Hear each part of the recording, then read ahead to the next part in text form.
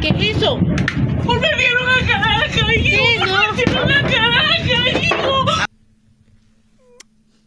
Late last night and early today, at my direction, the United States Armed Forces conducted an extraordinary military operation in the capital of Venezuela. It was a force against a heavily fortified military fortress in the heart of Caracas to bring outlaw dictator Nicolas Maduro to justice. We're going to run the country until such time as we can do a safe, proper, and judicious transition. So Colombian President Gustavo Petro, a couple weeks ago, he said he's got to watch his ass. And today he said he's not concerned about anything happening to him in the aftermath of this operation. So just what your message is well, about he that. has cocaine mills. He has factories where he makes cocaine. And yeah, I think I stick by my first statement. He's making cocaine. They're sending it into the United States. So he does have to watch his ass. La incomunicación con el gobierno Trump desde el principio que se posesionó, yo hablé 4 veces con Biden, nunca hubo problemas. Esa incomunicación, tal como dijo Habermas, genera violencia real. Y Trump, después del debate en redes, tuvo otra versión. Y hoy hemos hablado por teléfono por primera vez desde que es presidente.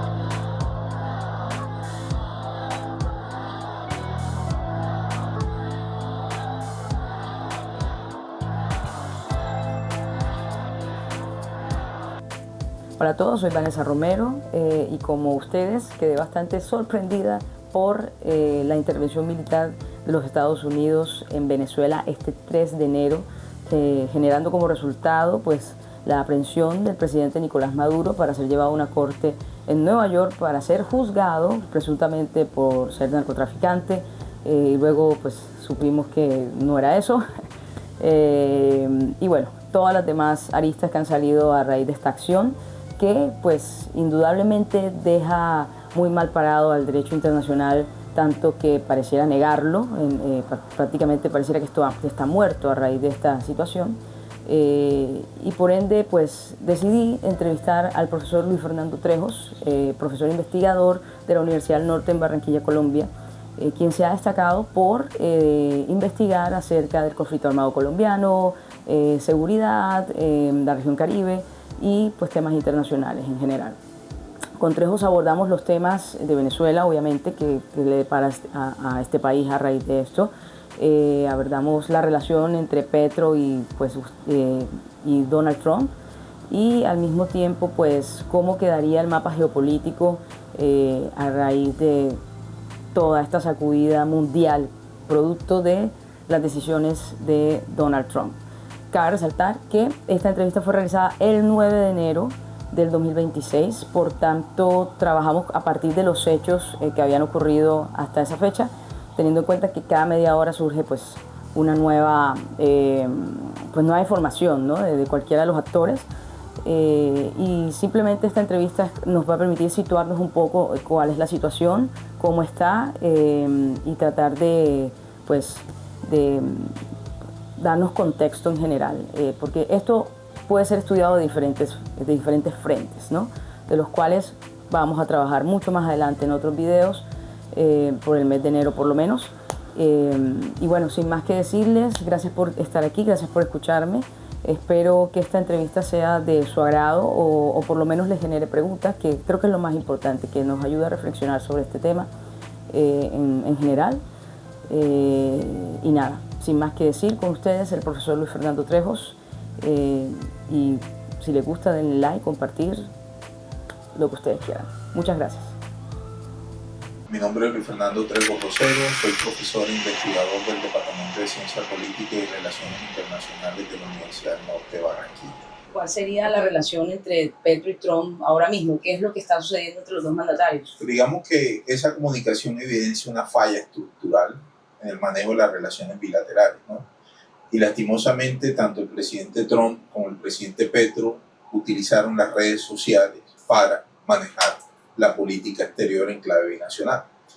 El problema que tienen las redes sociales es que si bien comunican en tiempo real, muchas veces esos mensajes están cargados de emociones y no tienen la reflexión necesaria para el manejo de una tensión tan delicada como la que se estaba presentando entre Bogotá y Washington. Lo que vemos ahora es que se utilizan los canales diplomáticos tradicionales, es decir, hay una institucionalización de la relación binacional y eso se traduce no solo en la llamada que el día de ayer tuvieron los presidentes, sino que además se inicia un proceso de desescalamiento de las tensiones que se habían causado precisamente por ese tire y afloje que se presenta especialmente en la red social X. Y lo que vemos hoy es que ya hay un parte de tranquilidad. Pareciera entonces que Colombia deja de estar dentro de la lista de eventuales o posibles países para que los Estados Unidos no intervengan de forma militar. Y el presidente Petro también estaría con cierta tranquilidad en dos sentidos. Lo primero es que puede estar garantizando que Estados Unidos no tenga algún tipo de incidencia en nuestra elección presidencial y también estaría dando los primeros pasos con el fin de que el presidente Trump lo saque de la lista Clinton. Para el presidente Trump es importante, digamos, la comunicación con el presidente Petro porque este primero también desactiva o de esta forma desactiva a un contendor u oponente de su política exterior en la región, pero seguramente el presidente Petro va a servir para validar al gobierno interino de Venezuela, que en este momento está en cabeza de Delcy Rodríguez, no solo reconociendo la presidencia de Delcy, sino también tratando de profundizar lazos comerciales, diplomáticos y de cooperación en distintos ámbitos con esta nueva administración venezolana. Okay. Y en ese movimiento político que hubo entre esta nueva relación entre Trump y Petro, ¿cómo queda, digamos, como la oposición colombiana ante estos hechos, teniendo en cuenta que algunos pues estaban pidiendo de hecho la intervención, que se viniera y se replicara lo mismo que pasó con Nicolás Maduro con el presidente Petro? O sea, ¿cómo queda ahí la figura de la oposición? Pues yo creo que aquí hay dos cosas que hay que tener en cuenta. Lo primero es que hay una llamada, que es un antecedente importante, pero todavía no podemos hablar de que las relaciones van a volver a como estaban entre Biden y Petro, ¿no? Hay un desescalamiento que esperamos que continúe. Pero innegablemente un sector de la oposición se queda sin una especie de plataforma político-electoral porque realmente tú debes tener en cuenta que estamos a puertas de, primero en marzo, elecciones de Congreso y posteriormente en mayo la primera vuelta presidencial. Había unos sectores políticos que estaban tratando de canalizar estas tensiones con Washington para tratar de buscar votos en Colombia. Hoy se les acaba ese discurso y esa narrativa y se van a ver forzados entonces a hacer propuestas más realistas y creíbles al electorado colombiano de cara a buscar los votos que necesitan para elegirse tanto en Congreso como eventualmente la presidencia. Claro. El mismo día de la llamada entre el presidente Petro y Donald Trump, hubo pues una manifestación o varias manifestaciones en diferentes plazas públicas del país en Colombia para defender la soberanía nacional. Digamos, y este mecanismo pues fue utilizado o apelado o el presidente, digamos, fue el que hizo el llamado. ¿Realmente estas manifestaciones públicas de parte de los pueblos latinoamericanos pueden servir para defender la soberanía de los territorios? Pues no, digamos que en Venezuela también había múltiples marchas, manifestaciones públicas y eso no impidió o inhibió a los Estados Unidos de negociar con parte de la cúpula del chavismo para realizar la acción armada y llevarse a Nicolás Maduro de Caracas. Lo que sí puede suceder o lo que se buscaría en el caso colombiano es tratar de enviar un mensaje hacia el exterior, en este caso al gobierno Trump, mostrándole que el gobierno tiene un apoyo popular, hay un respaldo importante de la ciudadanía y que el gobierno es legítimo. Es decir, eso, aunque eso cueste tener que explicarlo porque es un hecho dado, Maduro era un dictador, Gustavo Petro un presidente que ganó con casi 12 millones de votos y que mal que bien tiene que terminar su mandato, o sea, está a meses de terminar su mandato, entonces no tendría ningún tipo de justificación realmente realizar una campaña militar en Colombia. Pero creer que las movilizaciones ciudadanas van a disuadir al gobierno de Estados Unidos de cumplir con sus objetivos es bastante, creo yo, desenfocado o alejado de la realidad. Ok, y con respecto a la convocatoria que hizo Iván Mordiscos en redes sociales invitando a otras guerrillas del país a realizar un gran bloque insurgente en pro de la soberanía colombiana, también esta invitación de estos grupos insurgentes, ¿dónde caben aquí? O sea, No, yo lo que creo es que Iván Mordisco pescó en río revuelto. Hay una coyuntura en la cual se están produciendo noticias, anuncios y pronunciamientos casi que cada minuto, y seguramente él vio una ventana de oportunidad para visibilizarse. Hay que entender que a Mordisco el gobierno colombiano lo está persiguiendo desde hace un año, ha estado muy cerca de capturarlo o de abatirlo.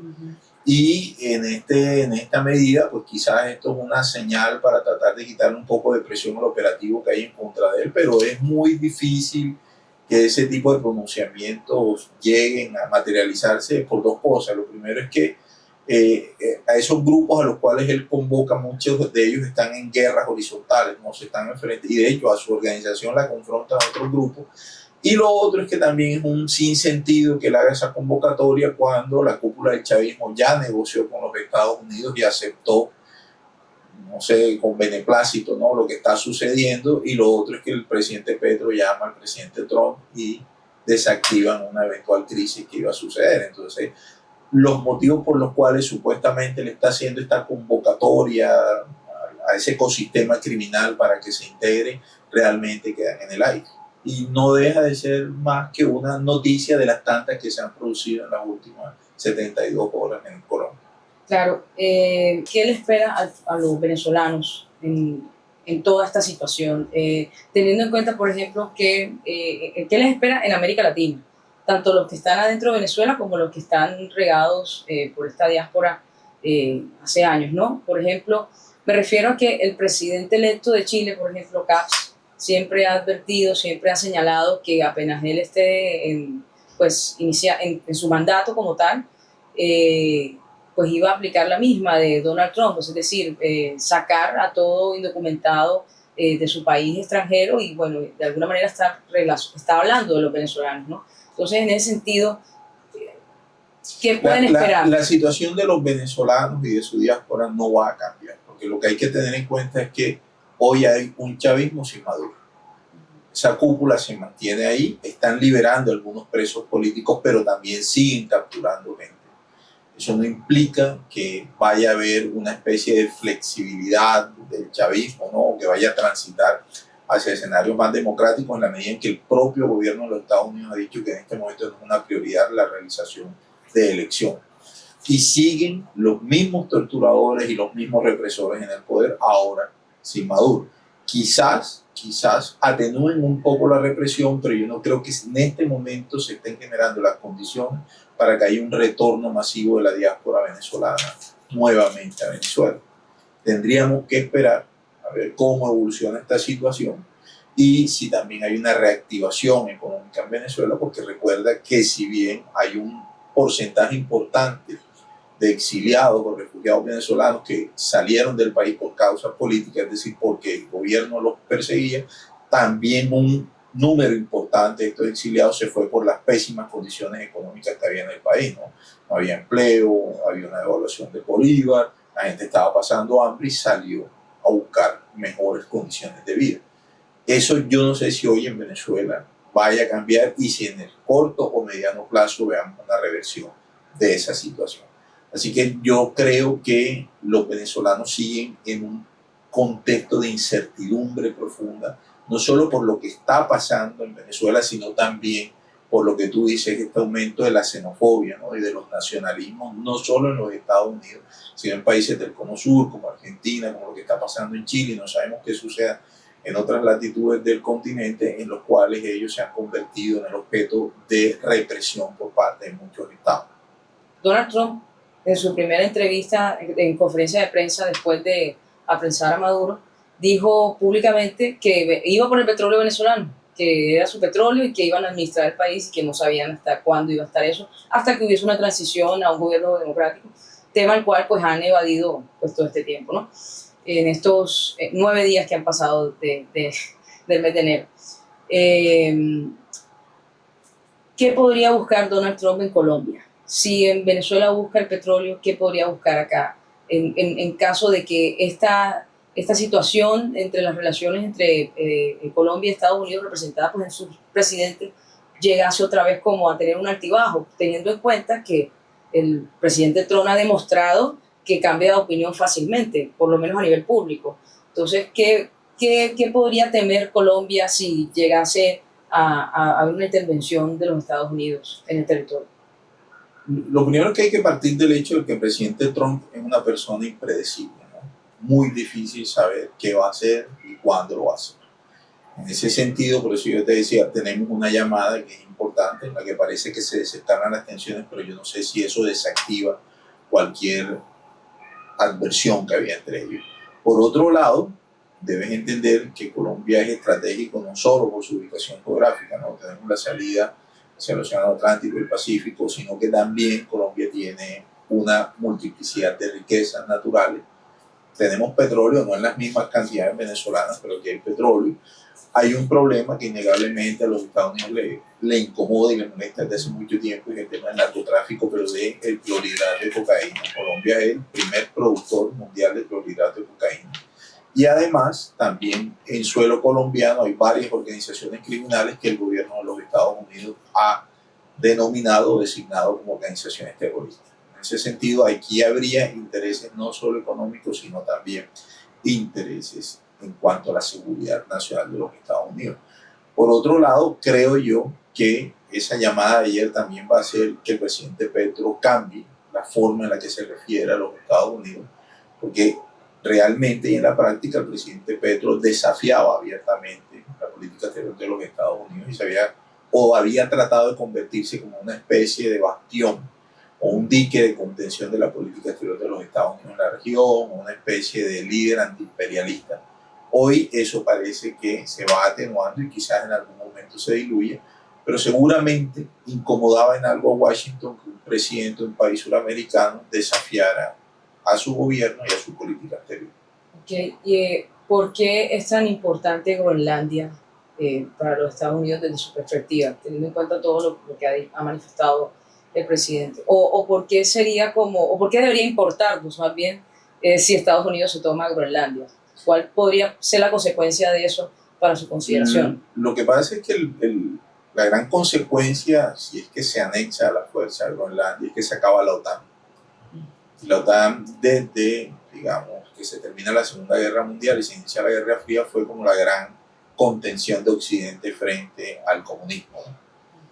Posteriormente ya no es el comunismo, sino hacia la vocación expansionista o imperialista de Rusia. Entonces ellos están ahí, Estados Unidos como el gran respaldo de Europa, un asocio con Europa para tratar de frenar a Rusia. Si Estados Unidos se toma Groenlandia, la OTAN implosiona, o sea, automáticamente, porque es el gran socio de la OTAN que estaría traicionando los principios de esa misma organización en la medida en que se anexa por la fuerza un territorio de un país miembro. Yo no sé todavía si Europa lanzaría o respondería con una guerra abierta a los Estados Unidos, que en ese sentido podría coincidir en sus intereses con Rusia.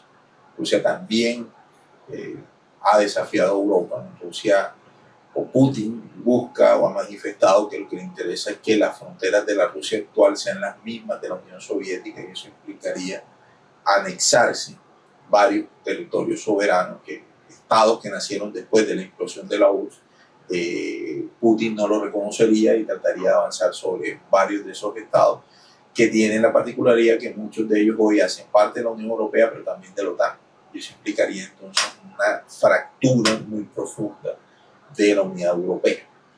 Otra vez estaríamos con un territorio muy caótico en el cual no sería descabellado que haya entonces, como te decía, algún tipo de coincidencia estratégica entre Rusia y Estados Unidos para avanzar sobre intereses europeos, y esto en la práctica desintegra, digamos, todo el sistema internacional que nació después de la Segunda Guerra Mundial. Dejaría a Europa muy debilitada. Europa estaría, digamos, a puertas de una tercera guerra mundial. Digamos, ya ellos han vivido dos, estarían próximos a una tercera, con la particularidad de que ahora sí se enfrentarían a una potencia con capacidad atómica. Eso no había pasado durante la Segunda Guerra Mundial, hoy sí podría suceder. Y no sabemos entonces si China se vería estimulado ante esta reconfiguración mundial para ir por Taiwán, que ha sido un territorio que ha tratado de reivindicar, o de nuevamente sobre el cual ejercer soberanía desde hace mucho tiempo. Profe, en ese orden de ideas, bueno, la OTAN desaparecería según pues, su perspectiva si llegase a ser tomada la fuerza por los Estados Unidos. Luego vendrían otras preguntas. ¿Qué pasaría con otros organismos multilaterales a nivel internacional, como por ejemplo pues la misma ONU, lo que es pues la OEA, al mismo tiempo pues todos estos tratados internacionales de derechos humanos en los cuales pues no sobra decir que los Estados Unidos no están en muchos de ellos? ¿Qué pasaría entonces con estos organismos? Pareciera que estamos a puerta de una transición del orden mundial, ¿no? Un orden mundial que se estableció después de finalizar la Segunda Guerra Mundial y que tenía en su centro el multilateralismo. Precisamente era la toma de decisiones entre muchos estados para evitar el avance del imperialismo, ¿no? O limitar a las potencias. Hoy vemos que el multilateralismo no está funcionando, que las grandes potencias han decidido ignorarlo, y en este caso vemos que habría que pensarse o reformularse, pero de manera estructural, organismos como las Naciones Unidas. Vemos que Estados Unidos ha empezado a retirarse de múltiples organizaciones, digamos, asociadas o que hacen parte del sistema de las Naciones Unidas. Y también tendríamos que preguntarnos cuál ha sido el rol de la OEA, digamos, en todo este momento de crisis que se ha vivido en el Caribe, ¿no? Hay que tener en cuenta que Venezuela venía en un proceso para dejar la OEA, pero la OEA no solo no anticipó la crisis, sino que una vez se produce es muy lenta para reaccionar, ¿no? No por Venezuela, sino por la amenaza que en este momento también se cierne sobre otros estados de la región, como México, eventualmente Colombia y también Cuba, que Cuba no hace parte del sistema interamericano, pero está ubicado en la región. Y no vemos, digamos, un papel protagónico de la OEA tratando de mediar para distensionar esta situación de crisis que se vive en varios países de la región. Recientemente salió un tuit del Papa León XIV, donde él mencionaba que parecía que estuvieran saliendo nuevos derechos, los cuales estaban opacando los derechos universales pues, de la humanidad. Es decir, ya no vale el derecho a la libertad de expresión, ni siquiera el derecho a la vida, evidentemente, entre otros, a raíz de estos nuevos derechos que parten de una autorreferencia, de un principio de autorreferencia.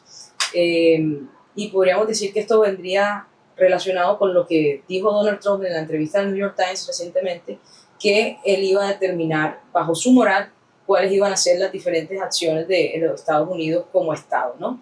Entonces, bajo su perspectiva y en este contexto de la pregunta, ¿a qué nuevos derechos se estaría refiriendo el Papa? Yo no creo que nuevos derechos, yo lo que creo es que lastimosamente estamos en un contexto en el cual se relativiza el respeto de los derechos humanos. Entonces, en algunos casos se respetan y en otros no. Una situación que venía pasando desde hace mucho tiempo, pero que por lo menos en público había un discurso o un lugar de corrección política en la cual todos de manera pública decían respetar los derechos humanos y condenaban sus violaciones a pesar de que su comportamiento fuera en contra. Hoy lo que vemos es que ya es relativo lo del discurso, ¿no? Es decir, hay potencias que hoy se abrogan el derecho de respetar o no respetar los derechos humanos según sus intereses particulares. Y lo que vemos de forma descarnada, porque no hubo ningún tipo no nos anestesiaron para llegar a esto, es que hay una estratificación global en la cual hay unos países que hacen las leyes, pero no las cumplen. Hay otros países que aplican las leyes y hay unos países que tienen que cumplir las leyes. Esos países que cumplen son la gran mayoría de los estados, que serían los países en vías de desarrollo, los países del tercer mundo. Hay unas potencias de segundo orden que son las que bregan porque se apliquen las leyes y hay un grupo muy selecto de potencias que ellos hacen las leyes pero no están obligados a cumplir. Eso es lo que hoy estamos viendo en el escenario mundial. Y pareciera que no hay nada que nos indique que eso va a cambiar. ¿Cómo debería ser entonces el derecho internacional? O sea, a partir de todo este, como para evitar este tipo de situación. No, lo que pasa es que cuando el derecho internacional público tiene unos principios, pero tú debes entender también que muchos de los principios de la ley no están escritos en piedra, ¿no? Y que, como te decía anteriormente, hay potencias que sienten que no están obligados a cumplir esos principios y esas normas porque van en contravía de sus intereses. Es decir, ya lo que estamos viendo es que el interés global ha quedado en un segundo plano y otra vez volvemos entonces a un individualismo internacional marcado por el liderazgo de ciertas potencias globales, como te digo, un grupo muy selecto y muy pequeño de potencias, que son las que hoy van marcando la pauta de lo que se puede y no se puede hacer a nivel internacional.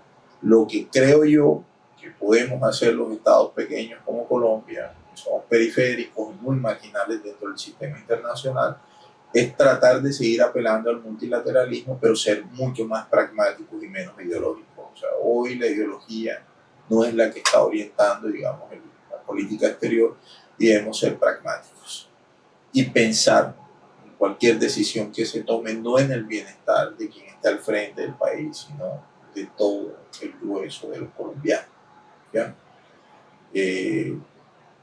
Y creo que estamos frente al inicio de un proceso de cambio que no sé cuándo va a terminar, y por eso esperemos que quien asuma el poder en Colombia el 7 de agosto de 2026 sea muy pragmático y poco ideológico a la hora de manejar la política exterior. Que, por último, toda esta situación internacional, ¿cómo afecta a un ciudadano de pie latinoamericano?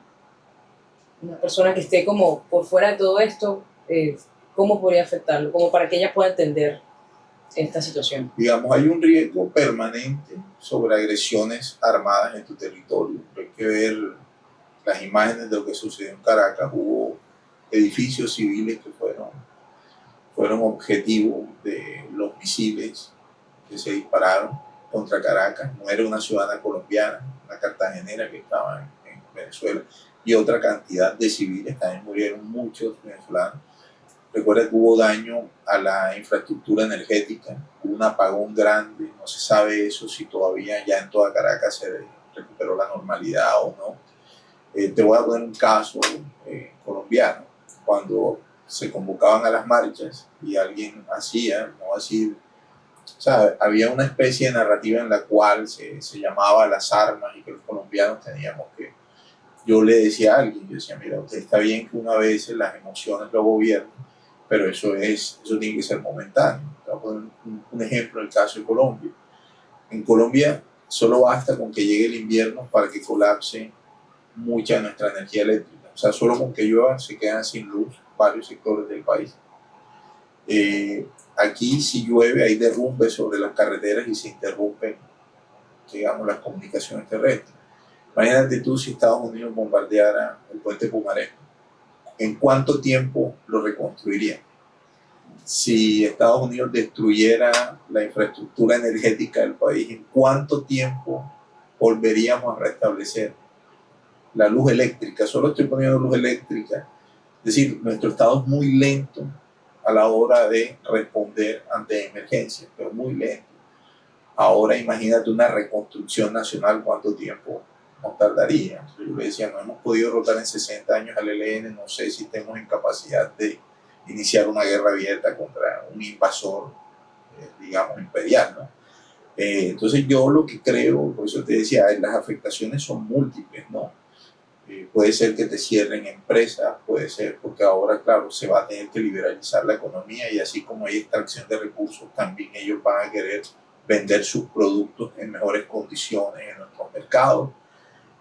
No sabemos si en algún momento lleguemos a escenarios de precarización laboral, que haya modificación de normas ya existentes en distintos países en los cuales se avanzó en el reconocimiento de derechos y puede haber un retroceso de ellos. Mira tú que, como tú lo señalaste, el caso de Chile, el caso de Argentina, ellos no están, digamos, bajo amenaza de una invasión o de una acción militar de los Estados Unidos, pero sí están alineados ideológica y políticamente con los Estados Unidos, y eso se traduce en una agenda antivalor en, en los estados propios. Cuando digo valores, son unos valores democráticos, plurales y de inclusión que se habían logrado durante años de movilizaciones y luchas democráticas. Hoy estaríamos frente a un retroceso marcado de estos derechos. Te pongo ejemplos de comunidad LGTBI, de derecho al aborto, o sea, unas victorias que había tenido el movimiento feminista, el movimiento LGTB, hoy estarían a puertas de retroceder décadas, porque claro, hay unos gobiernos que están alineados con una agenda valórica que es muy conservadora y que viene de los Estados Unidos y que no va a recibir ningún tipo de presión externa para que modifique esos comportamientos violatorios de derechos o que niegan derechos que ya se han adquirido. Y lo mismo puede pasar con comunidades étnicas, con comunidades raciales. Entonces yo lo que creo que debemos nosotros preservar a toda costa es nuestra democracia, que va muy amarrada con el tema de la soberanía, pero también evitar al máximo perder derechos y garantías que hemos ganado durante, o sea, que han costado sangre, ¿no? Y mucho sudor en un lapso de décadas y que hoy estarían en entredicho. Bueno, profe, yo le agradezco mucho su tiempo. Ha sido una media hora bastante gratificante de mi parte y bueno, esperemos a ver cómo termina todo esto, que ojalá termine para bien, que no ocurran cosas, por ejemplo, donde se lleguen estos escenarios en donde nuestro país no pueda recuperarse o responder a tiempo, ¿no? Y más en tiempos en donde parece ser que las bombas nucleares podrían ser como la última opción en caso de... Sí, hacen parte de los repertorios de guerra que hoy tienen, no solo las potencias, sino muchos estados. Por eso digo que lo de Europa es preocupante. Claro, y que América Latina, ¿qué tan lejos está de tener una bomba nuclear? Nosotros no tenemos posibilidad.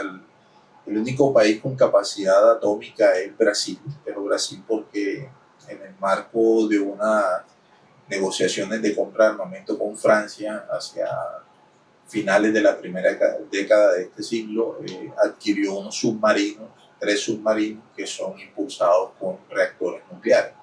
No es que disparen ojivas atómicas, pero un submarino de eso, en caso de que tuviera un accidente, digamos, los efectos son muy similares y parecidos en términos de contaminación radioactiva que le puede producir una bomba. Pero nosotros estamos muy lejos de desarrollar cualquier tipo de capacidad atómica. Si yo quisiera ponerte un ejemplo, hoy hay una especie de, o puede estarse dando un movimiento de elefantes, ¿no? Tienes tú a Rusia, tienes a los Estados Unidos, tienes a China, y nosotros somos hormigas. Eso somos nosotros. Si esos elefantes pelean, quienes más sufren son la grama y las hormigas. Nosotros estamos al centro. No tenemos ninguna posibilidad de hacer nada en contra. No es lo que hay.